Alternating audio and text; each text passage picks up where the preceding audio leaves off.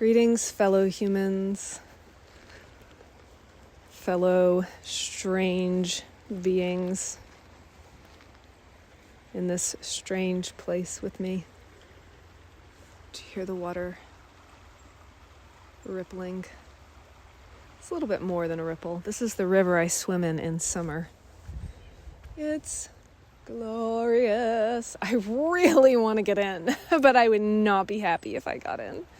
I would not be making you this podcast any longer. So the focus of this podcast is the coming full moon and the art that I did about it. So we have a full moon coming in on the 5th of February, 2023. Yes, welcome to 2023. This is my first podcast of 2023. I am Eve Starr. This is the Song of the Spheres podcast, an exploration in art and astrology. Keep trying new themes out here, getting closer and closer to who I actually am. I am an artist, as much as I have fought and raged against it. In the past 3 years, I have been in extreme transformation as an artist, as a creator, and integration with myself as an astrologer. And Pluto has been dominating the fuck out of my Venus on my midheaven. So this makes sense. It makes sense given everything else in my chart as well. But we'll just leave it at that for now. Evening Star Maps, Evening Star Studios, Eve Star. It seems like every system of astrology that I dangle my little toes in tells me something different about my Venus, and yet I know, I can see that they're all correct. They're all braiding into and among each other. And I know that in the core of who I am, I create beauty and I offer it to the world. And that is why I resound with the planet Venus. Venus is my chart ruler also. So she's not nothing in my chart. She's not nothing in anybody's chart. We all got it all, y'all. We all get it all. And it manifests and expresses in different ways and at different times according to the moment of the song that we find ourselves in and with and singing and dancing. So I created this piece of art. I sketched it out months ago. My astrological studies have been calling me far and wide. And I see it all interrelating, and I don't quite know how to cognize it, much less how to verbalize it. So I'm really practicing being focused right now in this recording because there are a lot of bunny trails in my mind. And I'm a Pisces. I'm a 9 placement Pisces. Everything works together. It all works. It's all interwoven. It's all correct. And it all makes sense in the flow of it's literally, this is not a metaphor. It's literally fractal. And our eyes can see a fractal and visually understand it. We can understand it in the terms of beauty. That's the way we understand it. Only the stoutest mathematicians among us can understand a fractal pattern intellectually.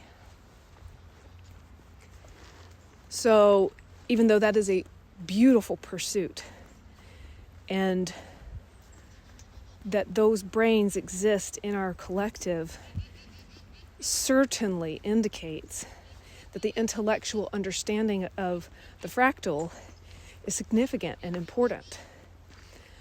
But as individuals, the vast majority of us will only ever understand a fractal visually, as beauty, as symmetry, as kin, something we can recognize. It's winter here, it's Aquarius season. I'm looking at just this chaos of naked branches. I'm in the Appalachian South, and I mean, there are occasional evergreens. Where I am right now, there are occasional evergreens sprinkled among the inhabitants of the forest, which are 95%, this forest, 95% deciduous. And so I look up and I see this chaos of tree branches. That's my zipper for you ASMR fans. I'm warming up. It's not bad out here. It's very refreshing, very fresh. And the forest where I am, this particular forest, has a lot of bamboo. Quite a lot of bamboo. Bamboo runs rampant if you let it. And a bamboo apparently are evergreen. So that green is happening. But it's still winter, and a lot of it is brown, and they're just sad. The leaves are sad, and all of the branches are broken and crumpled and just crooked. And there's briar and bramble that usually gets covered in leaves and this fullness, exuberant beauty of spring, but it's just brambly, wiry twigs and sticks and vines and all of these dead leaves, and it's total chaos. And I couldn't, and nobody would try to. Nobody would ever consider that they could work out the pattern of this place right now. And yet I recognize it as fractal, and I recognize it as beautiful, and my intellect is a baby in this place.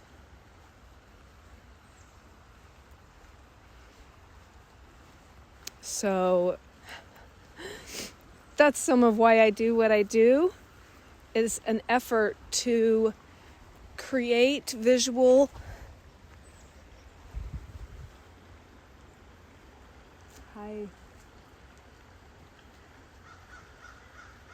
pieces of art to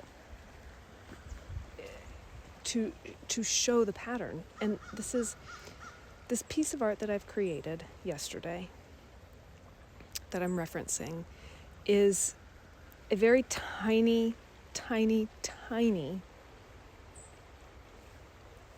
little curl on the fractal. And yet, from our perspective as humans who live roughly 100 years, I'm going to start upping that. I'm just going to start upping that for everybody. We don't live roughly 70 or 80 years. We live roughly 100 years. I mean, we're certainly moving in that direction. I don't know if that's a good idea. I think us living longer can be a good thing. It's that's not a bunny trail that I want to go down. The painting that I've created, the drawing that I've painted, is a movement through time of the larger planetary cycles The largest one in this piece, it is the cycle of Pluto and Uranus. So, but this is not the largest cycle we have in our solar system, which will probably be my next piece. The largest cycle that we have in our solar system is Pluto and Neptune. Neptune doesn't get a lot of coverage. It's so interesting. Neptune is so powerful and so subtle. But I'm a Neptune gal, so that'll be coming next. But I've been taking in all of this education from my wonderful, spectacular, brilliant, beautiful, brave, hyper-intelligent astrological fellows. I don't mean that as men. They're not all men. Just fellows as fellowship. Fellows as in fellowship. I've been taking in all of this teaching around these larger cycles and their expression of the historical narrative, and it just continually being frustrated that I couldn't visualize it.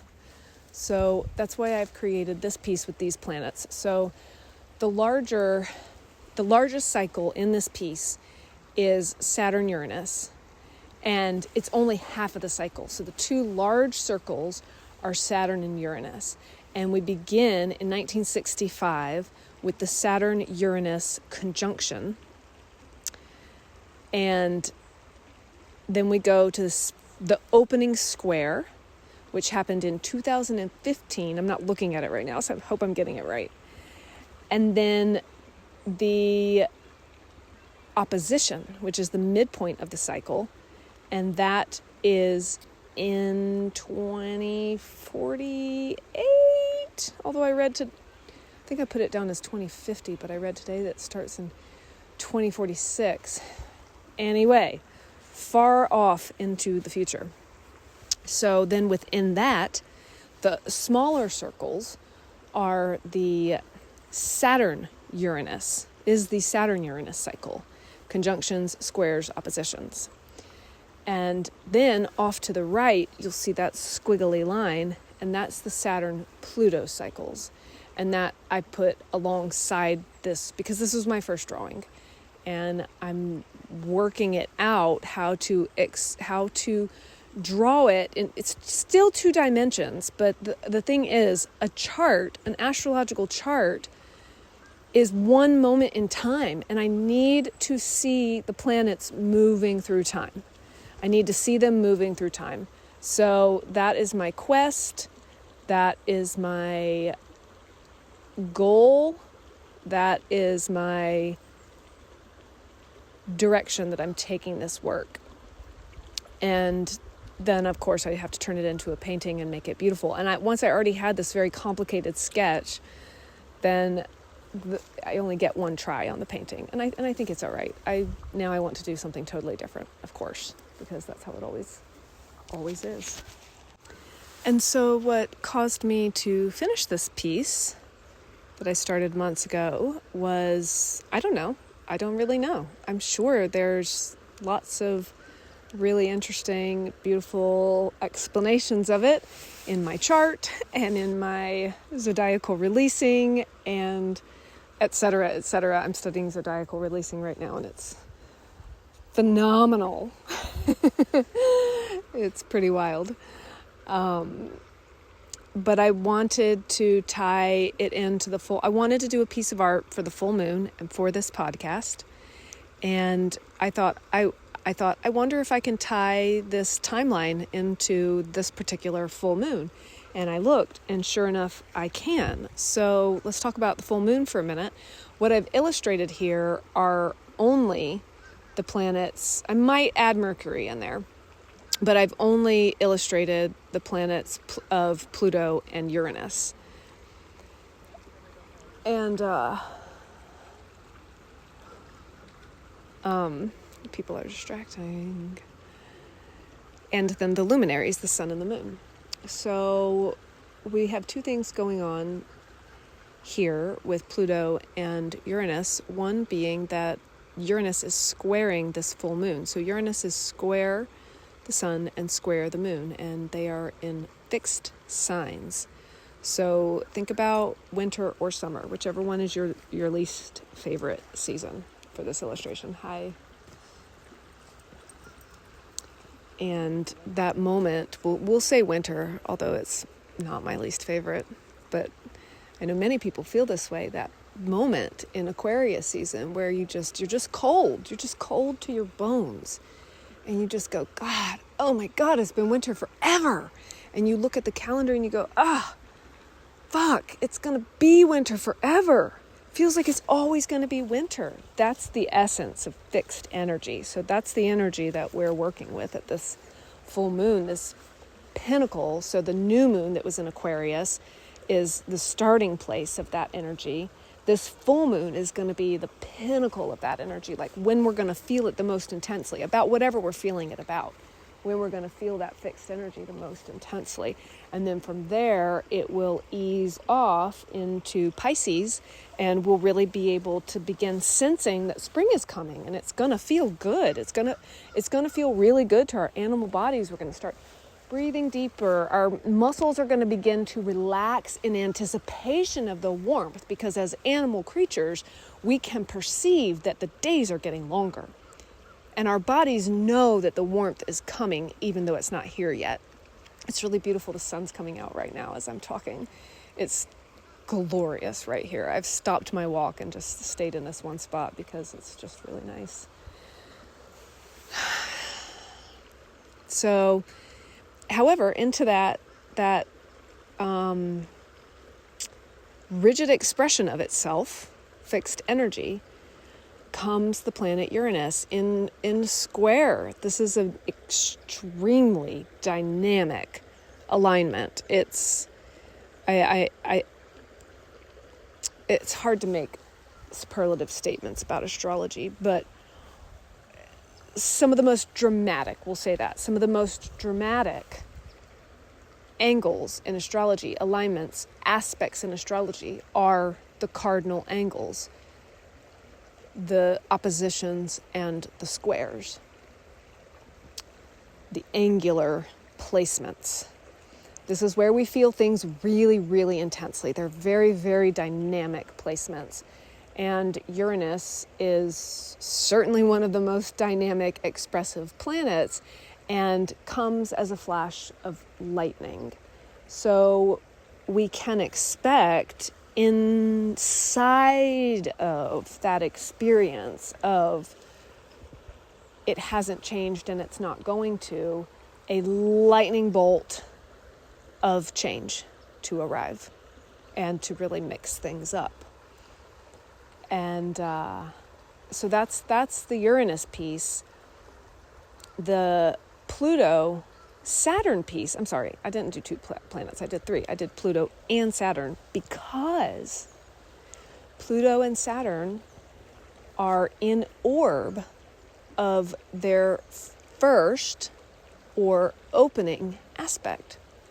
And it is a semi-sextile. This is certainly a less popular, though no less active aspect.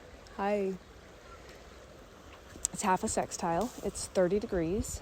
And within the coming weeks, Saturn and Pluto will be in semi-sextile with each other. This is one of the first significant, notable, experienceable aspects that are occurring between Saturn and Pluto since their conjunction in 2020, which kicked off the COVID smorgasbord with great hurrah. So this is a moment in that timeline that's really being, it won't exact for a few weeks, but it is coming. And so we feel its energy coming, and then it's highlighted by this full moon. Now I can't remember. I'm trying to think how close the full moon is to the Saturn. the sun, how close the sun is to the Saturn. So the sun is still 10 degrees away, but this is the sun, so it's moving in on that Saturn. So this really ties in the experience of the full moon with that opening semi-sextile. So what I've done in this drawing, and my ideas are so much faster than my execution, but what I've done in this drawing is sort of zoomed into this point of the timeline and zoomed out and put an astrological chart there, put a moment in time there, and you can understand that it's just mind-blowing. Like, the fractal is infinite. It's infinitely down, it's infinitely up, it's infinitely in, it's infinitely out. So that timeline that goes from 1965 to all the way to the bottom is 2104, I believe, which is the next conjunction of Uranus and Pluto. That in that line are infinite points, infinite moments in time, that each minute to minute to minute, and it can go further down than that. Our intellects just can't go further down than that. But minute to minute, there's an astrological chart. So it could never fit. It could never. So what I've done is, I'm getting this education where people are just talking about all these moments in time, all these astrological charts, and it's just a clusterfuck in my mind. I can't follow it. So that's what this drawing does. This drawing shows the movement through time as if it's linear. We know that it's not, but as if time is linear. So just so that we can grapple with these ideas, just so that we can begin to grapple with them.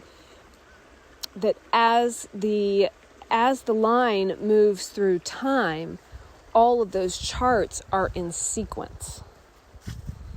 And they are notes in the song of the spheres. They're individual notes in this ever-playing song that is to us like air. We do notice it, but we don't know that we're noticing it because it's all we've ever known here. The piece that I've created with these outer planets, you can imagine as bass notes. These are low notes in the song. This is the doon, doon, doon, doon, doon,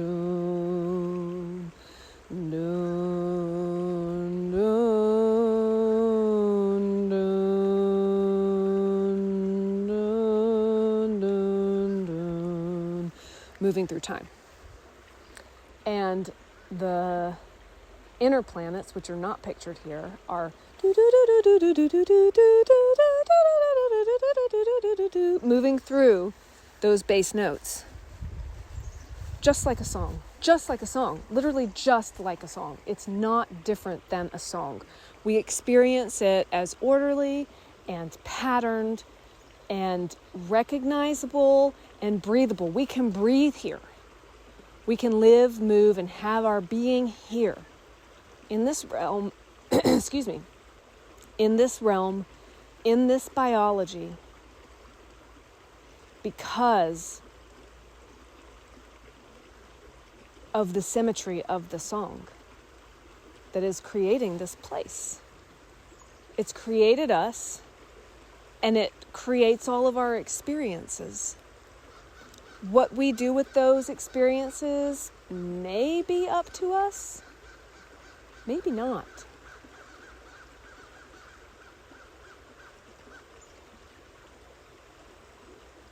Any more than a song played on an instrument out of tune, it's not pleasing. We don't want to listen to that. We want to listen to the song played on the instrument that is in tune. That's kind of that's kind of what fate is. Fate is not a Judeo-Christian bearded white dude in the sky telling us what we will and will not do. That's not fate.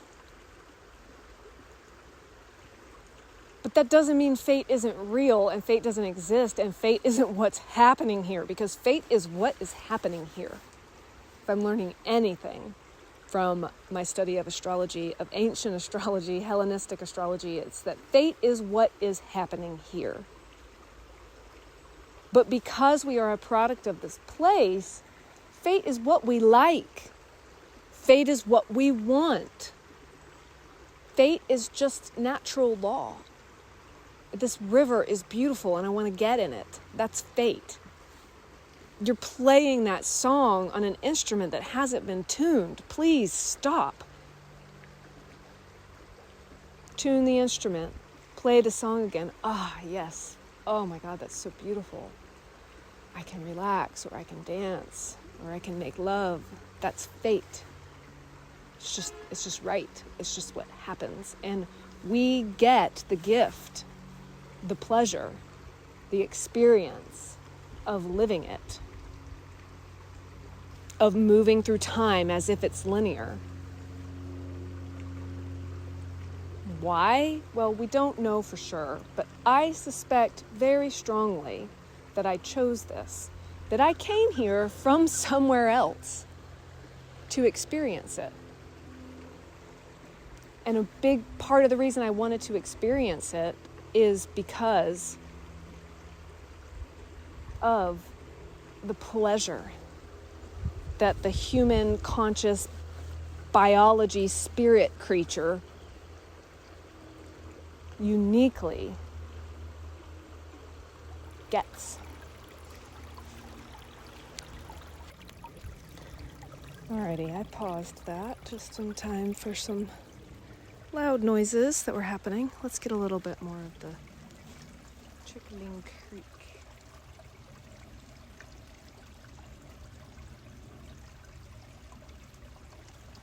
Oh, I can't remember if that came from the other recording. This is my second version of this podcast. The first one was fractaling out in so many different directions. I had to stop it. I had to put it out of its misery. So I'm speaking about faith, and I want to tell a little story about why I'm speaking about fate, why in particular, and using that word. I have not in the past used that word, though the thought field is certainly where I abide. So what happened was that by my clients, I was led to learn about fertility astrology. And so I purchased and devoured the book called Fertility Astrology by Nicola Smuts-Alsop. I believe I've said her name correctly. Brilliant astrologer who specializes in fertility astrology and has a stupid high success rate of helping couples who are infertile to one degree or another have a baby. And it's just extraordinary work. And I, however, quickly realized that I did not have the tools to practice fertility astrology because all of the significators that she is using to decide when a woman is or is not, when a couple is or is not fertile, are coming from ancient astrology, which I know nothing about. There was just so much in that book where I had no idea what she was talking about. I just know enough about astrology and about fertility that I could follow it, but I didn't know the third topic, which was specifically ancient astrology. So I returned to Chris Brennan, who is a treasure in the earth. Truly, that's all I can think when I think about him. What a treasure in the earth. And I've only recently, in the past 6 months, really gotten into his podcast. And it's just such a wealth of knowledge and generosity and revelation. It's extraordinary. He's extraordinary. And I just began to peruse his, and I don't remember the exact order of events, but I began to peruse his podcasts, and then I got his book, and then I found out somewhere in all of that about a technique called zodiacal releasing, and then I went back to his podcast and found the episode that he did with Lisa Scheim. Also, I believe hope I'm pronouncing her name correctly, 4 hours on zodiacal releasing. And my experience, now I'm quite a bit older than these two characters were when they discovered zodiacal releasing and had some measure of an existential crisis around how much more this experience, this human experience on this planet, is fated than we as Westerners want to believe that it is. And so they were very young when they found that out and had to move through that. But I'm quite a bit older than they are. And also, I have my background, which is different than their backgrounds. And my experience of encountering this wisdom, this information, was, I knew it. I fucking knew it. And also, thank God. And also, I'm just going to go take a nap now. It's just my whole physical being, my whole body, my whole being, my spirit, my psyche, all of the effort that I'm constantly pumping out, it all just relaxed. I just relaxed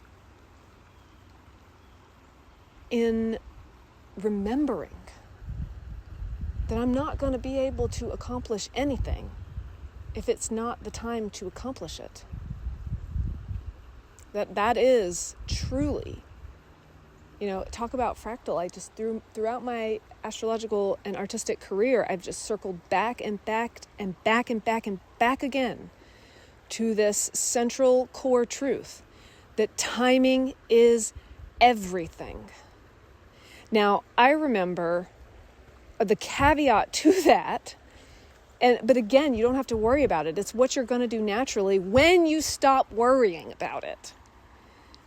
I remember before I had embarked on my artistic career, and at a period in my life where I wasn't even creating visual art, I had a massive, deep, traumatic 10-year block where I just forgot I was an artist altogether. And I met this young artist, brilliant man, lovely human being named Matthew in Seattle, Washington. And he was talking about this in different terms and about, I'm trying to remember about catching your break. He was just talking about catching your break, that it is a matter of luck and timing, and that you're gonna, and the people that you meet, and the right person is going to come along at the right time and see what it is that you do, and you're going to be able to look back and see that was key to your career, to your efforts, to your exploits really taking off and achieving something. And you can't control that. You just have to wait for that shit. However, what you can do and what is essential, what you must do, is be ready when they get here. It's like having guests pop in from out of town and you didn't know they were coming and your house is a mess and the guest room is full of shit and there's nowhere for them to stay and you have to send them away and tell them where the nearest hotel is, and then you missed your opportunity to have them in your home and to have that experience and that connection and to share that with them. You missed it because you weren't ready. So timing is everything. And also preparation. And also do what you want to do. Like you literally in this life, like we literally have this situation in this life, this glory and this thrill and this responsibility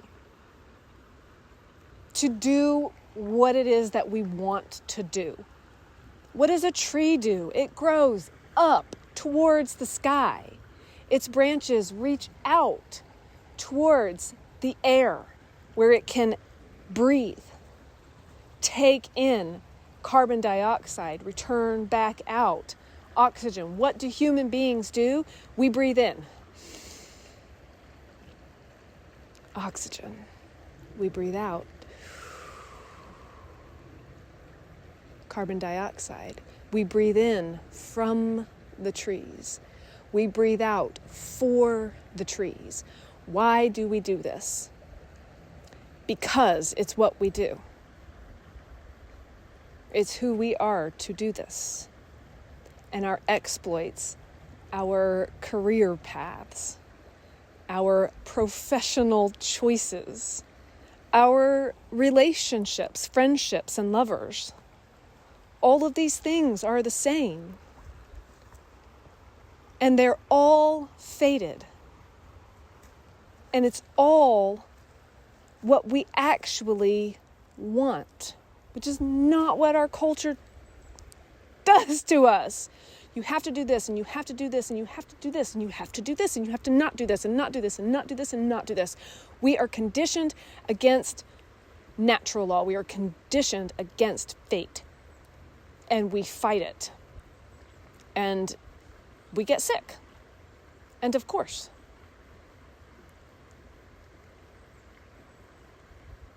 If you put a roof over a tree, it's not going to grow well.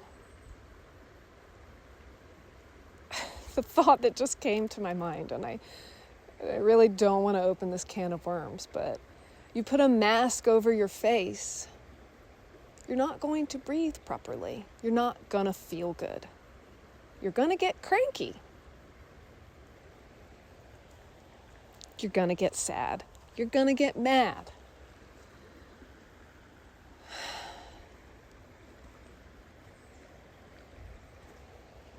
So this technique is zodiacal releasing, to say a little bit about the technique itself.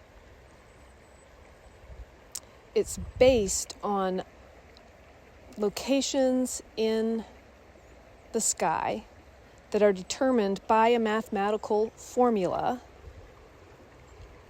that is combining the position of the sun and the moon and the ascendant. This is a simplification. So the sun, the position of the sun, the position of the moon, and the position of the planet in this mathematical formula renders this place that is, it's not random. It's a way of working with the moon phase, is what I'm learning. It's a way of working with your moon phase. You know, I may have an Aries moon and you may have a Scorpio moon, and you know, maybe we may or may not get along according to our moon sign. And then there's, of course, according to the moon house. But let's say that my moon is in the second house and yours is in the seventh. So we may or may not get along according to that, but we have the exact same moon phase, a waning baby crescent moon, and we get along like hotcakes.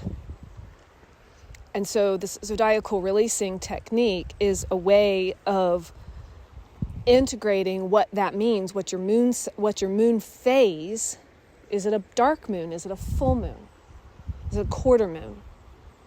What did the moon look like and feel like according to its gravity in the sky at the moment of your birth? And bringing that into this system that plots it on the timeline of your life, starting with the moment of your birth, and creates a pattern, a repeating pattern, based on the tropical zodiac, the 360 degrees of the circle that we work with. It's simply, all different forms of astrology are simply a different lens on the pattern. You know, I was talking about the cacophony of naked tree branches in the sky and half-dead bamboo leaves and all of the rotting deciduous leaves on the ground and all of the gnarled twigs and vines. If I were to zero in on one teeny tiny portion of it, then that's when I could start to discern the pattern. And that's what all of the different branches and styles and types and techniques of astrology are doing. We're just zooming in on a different part of the pattern so that we can discern it, because we can't discern it all at once. We can't. We don't have the faculties. And that's why it all works, and that's why it's all correct. So, zodiacal releasing lays this pattern out on the timeline of your life and then divides it up into sections, decades, and then from there, months, and then from there, weeks, and then from there, days. And the analogy that's always used, which works really well, that's why it's always used, is a book. And so you get to see the different chapters of your book, of your life as a book. You get to see the different chapters, then you get to see the different paragraphs or portions of the chapters, then you get to see the different sentences, then you get to see the different words. And Elisa Scheim says that it goes on from there, and I know it does. I feel it in my bones. It goes on eternally. Even those seconds break down into so many microseconds. The pattern is it goes infinitely down, infinitely up, infinitely out, so infinitely in. This is just the little part of the portion that we can discern. So then you get all these dates, and then you're looking at the archetypes involved with the planets, the signs, and the angular placements that are being highlighted by the technique. And it's so astoundingly accurate. I mean, the exact days. And I don't know how to read it yet. It takes a lot of paying attention to really get it. And I've only been doing this for a month. But you can get if you know the language of astrology, you can get some of the big pieces right away. So I'm only getting some of the big pieces. And I'm looking at some of these dates, and I'm so blown away, and it doesn't feel, I heard a lot of adjectives used like chilling, unnerving, frightening, strange, and there's an aspect of that, but for me, I find it incredibly comforting. My first experience with spirit was in the context of Christianity. Now, granted, it was very mystical, very avant-garde Christianity, deeply experiential, wild shit. But it was still Christianity. We were fundamentalist at our core. And so my core initial experience in this life with my spiritual awareness was through the lens of monotheism. And I carry that with me. And I see this technique, and I'm just like, I fucking knew it. It's God. It's like looking into God's brain. It's like I wasn't alone when that fucked up thing happened. It wasn't random. It wasn't actually a surprise. Somebody else knew about it, and someone really smart and really elegant. Just elegant. The Creator knew this. The creators, whoever, whatever it is that's beyond this place, and yet inside my heart was holding me there in this moment that this really fucked up, scary thing happened. When I thought I was alone, I wasn't. Ugh. It's just so good. It's just so damn good.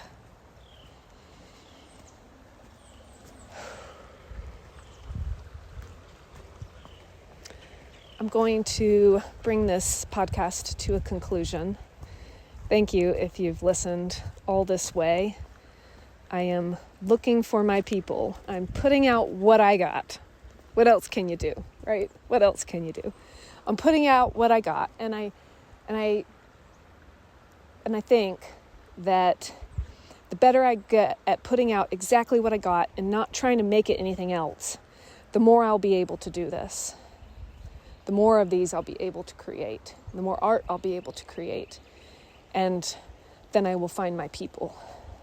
And they will find me. So I have created this with so much love and so much gratitude. Thank you for listening. Thank you for being there. And I also want to say, as I end this, that I am now officially offering consultations, and I've been preparing for a really long time for it. So it's new. It's a new offering. I am newly minted astrologer. I am a beginner in that way, in that I have not done a lot of readings. I mean, I've probably done 20 or 30 over the course of my career. That's not a lot. But I have been preparing for this for a really, really long time. And I have also been not just preparing by studying, but I've been preparing my life and my soul to be able to give and to be able to hold people in these very, very, very intimate places, and to be able to bring them a breath and a word from Spirit in these places, in these moments. So if you're interested, the link is in my link tree on my Instagram. You can find it on my website. You can find it on my Facebook through my website. I'm incognito on Twitter. And I hope to see you in whatever way is fated for us. All of my love. Enjoy this moon. Until next time, goodbye from me and the river.